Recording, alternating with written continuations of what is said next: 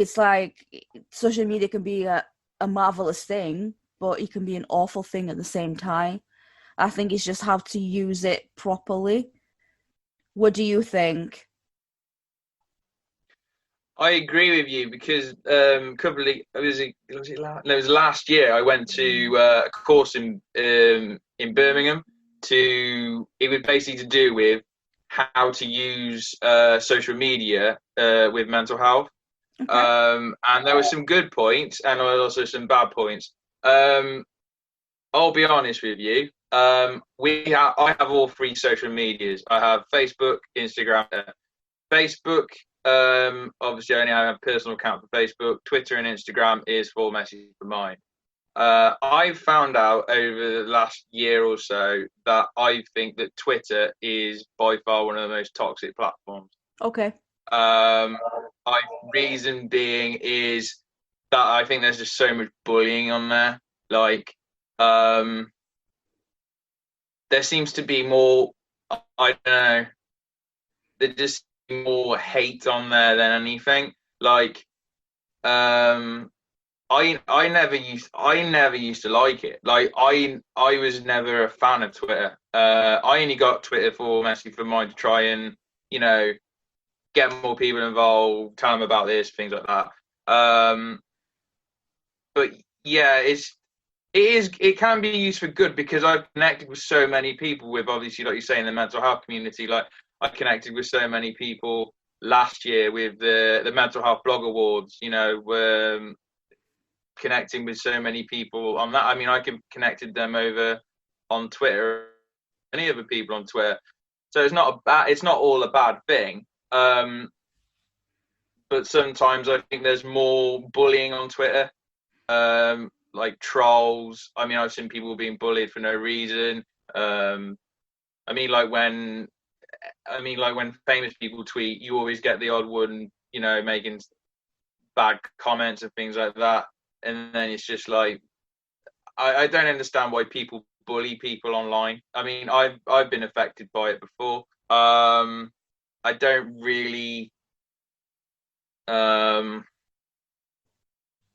don't think people do it. Absolutely.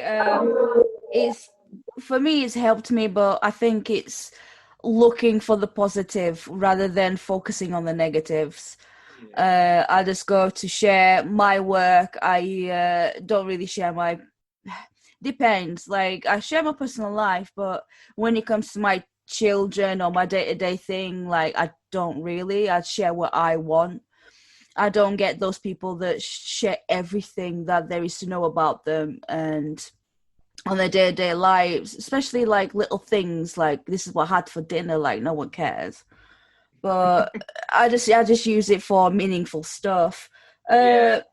But like so how was your childhood like? Like is this like with obviously what you're doing now, uh raising awareness for mental health, is it something to do with maybe something obviously you can say as much as you want or as less you want, is it something to do like something might have happened in your childhood? How was your childhood like?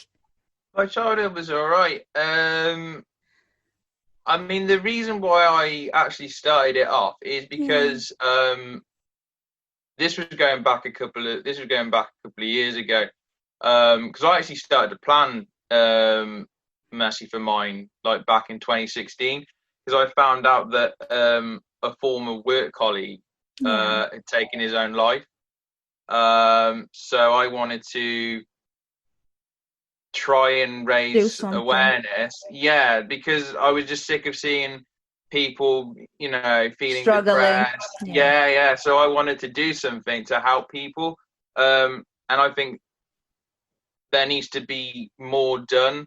Obviously, with what's going on with the lockdown, like I had another conversation with somebody in another interview I did last week when we said, do you think more needs to be done after the lockdown? Because obviously there are people who live alone, struggling. I think there needs to be done more. I think the government need to step in and do more to help others that are struggling. It's not easy to actually get to see somebody. At the moment, I'm still waiting on CBT therapy, which is going to be taking place. I'm not sure when exactly, but they're going to give me a call to let me know when that's going ahead.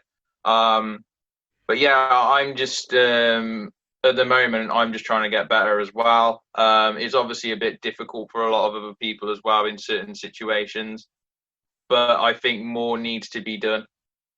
100%. I think we are not there yet.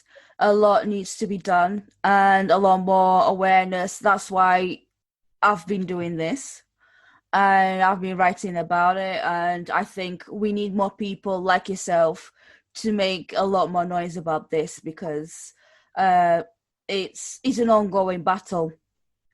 And this is very personal for me.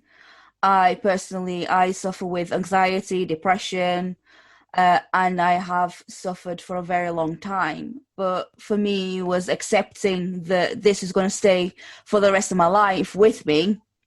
I need to work with it rather than against it. So I've been using my life experiences to, I'll share them and maybe I'll inspire other people to open up and to ask for help. Because 5 years ago, when I was at my worst point, I was always like, no, I'm strong enough. I can do this by myself. And clearly I couldn't. It took me a long time to uh, be like, well, I need to see a therapist. And which I thought at the time for me was a sign of failure. Like I failed. I couldn't get a hold of hang of this by myself. But then after a few sessions, I was just like, well, it's not my fault, the bad things that happened in my life. And I really clearly needed help. But it took me a good few months to actually get that help and to get to the point where I didn't want to be here anymore. Um, so I think that we really need more awareness and more help before people get to that point of desperation.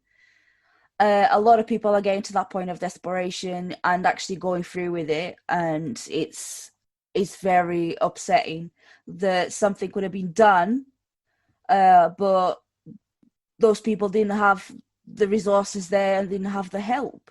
So I think, yeah, we need to make a lot more noise about this so we can help other people. And that's exactly what, well, yourself and myself are doing. And if we can help one person, then our job is, it's not complete by any stretch, but we are getting there, helping people. So that's my point of view. And yeah, I mean, I'm gonna try and do like as many like challenges as I can and helping people as I can. And but sometimes it's really hard because you have to think about your own mental health. Yeah. If you put to all the other people's problems on your shoulders and then you put your stuff like at the bottom of the barrel, then when you get to yourself, you just can't pick yourself up. So it's very important that we take care of ourselves as well, so that we don't get back to that point of desperation as well. Yeah. It's sad that we still have to raise awareness for mental health, but if someone's got to do it, and I'm glad there are people out there doing it. Yeah. So, see, I've had days where I feel like I should give up on it. But then I realize when I see people like struggling and things like that, then I look at it and think, why should I give up on it when, it's helping people, it's making a difference, it's, people are having a bit of fun as well, doing it as well, only raising money as well. I mean, raising money is amazing, but raising awareness I think is better, to actually show that mental health exists. Absolutely. I mean, if someone wants to get involved with Messy4Mind, what do they have to do? They can either contact me on the Facebook page, which is Messy4Mind, which is MESSY, the number 4MIND. They'll either speak to me or Steph because we're both moderators on there. We're also on Twitter as well with the same tag, and we're also on Instagram as well. Wow, okay. How much have you raised so far, you said? We raised over £7,000 for mine. Nice. And that's over since you started to this Yeah, since point? 4 years. Yeah, 4 years. Now yeah.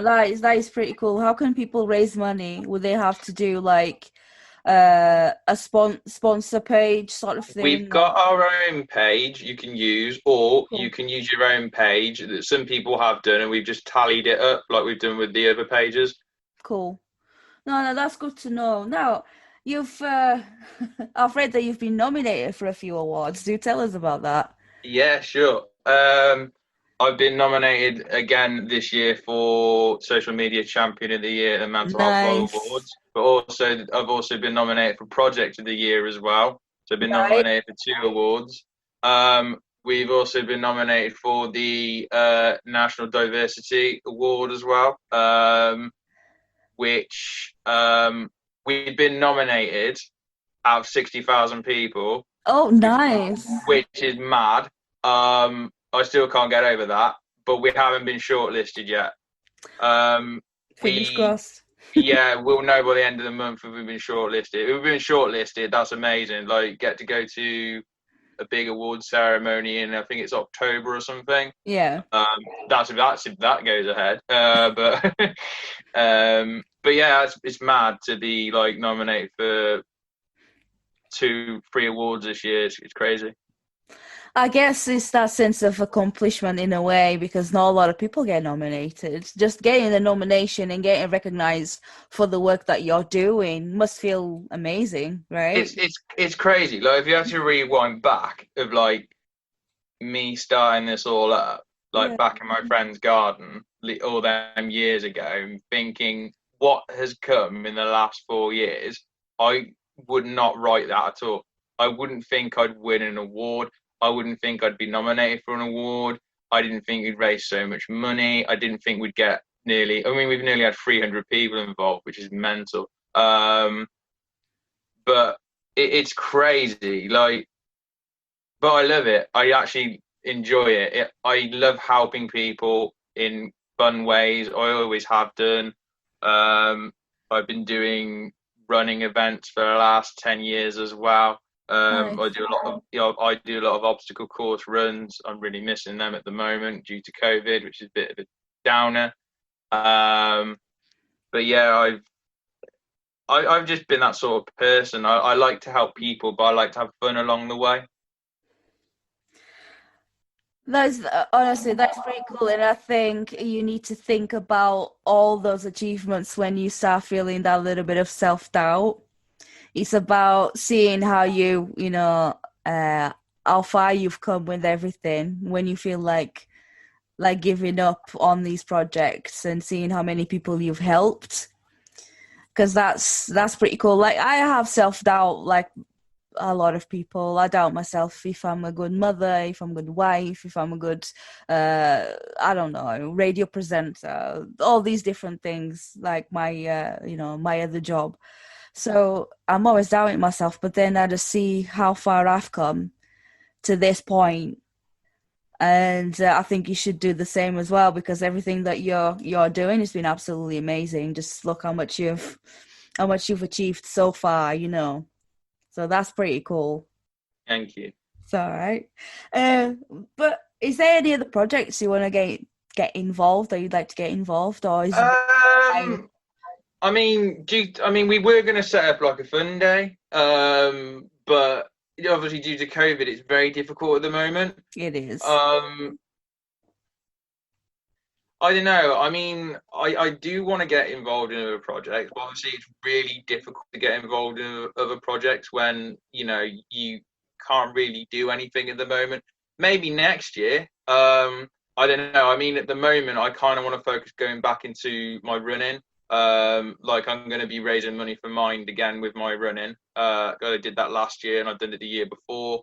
Um, but at the moment, it's just so difficult when you've got like there's no events on. Like, we were gonna do, we were planning to do like a fun day with like a band, things like that. Other stuff going on as well for like kids and families. But it just was so